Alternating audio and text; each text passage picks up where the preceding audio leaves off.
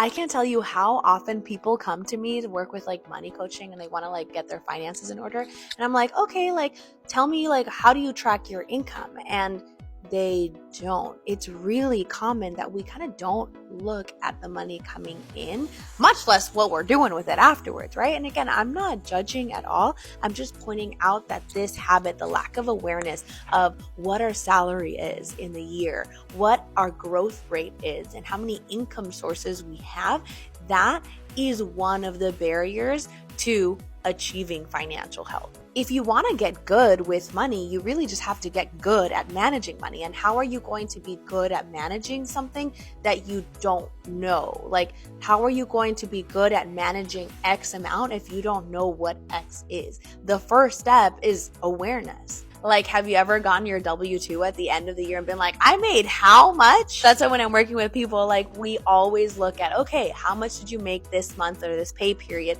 Did you work any overtime? What's our year to date looking like? Can we project that? Again, we're getting used to this tracking. We're getting used to being engaged, being an active manager of our income, of our money. And then we get into tracking their growth rate. Like, okay, from 2 years ago to 1 year ago, what was my growth rate? How did my salary change? Was it positive? Was it negative? What was the reason for that change? Am I happy with that percent of difference? What about from last year to this year? Again, how does that measure up? Is it above 5%? Is it closer to 10, 15? Maybe you actually had a big promotion or switched companies.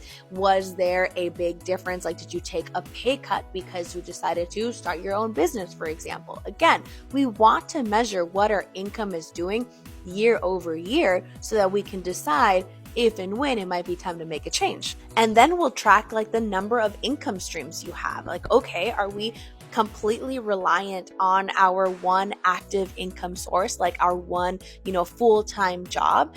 Are we using any part of that income to invest to fund another revenue stream? That could look like allocating a certain amount of your funds in order to build reserves to like purchase a duplex and like rent out one side. Now we got like a passive rental income source. Or maybe you're really maxing out your contributions in terms of your 401k and or your Roth IRA. So you are prioritizing, you're creating what will eventually become a portfolio income stream. The first area of financial health is income.